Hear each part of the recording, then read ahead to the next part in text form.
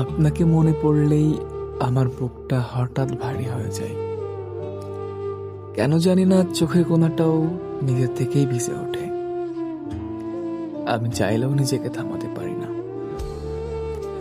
আপনার কথা ভাবতে ভাবতে কখন যে চুপচাপ কেঁদে ফেলি, সেটা আমি নিজেও বুঝি না।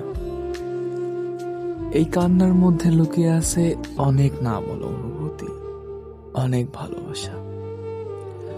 আমি ভালোবাসার সঠিক মানে জানি না, কিন্তু আপনাকে মনে করে যদি আমার চোখে পানি আসে, তাহলে এর চেয়ে বেশি ভালোবাসা কিভাবে প্রকাশ করা যায় সেটা সত্যিই আমার জানা নেই।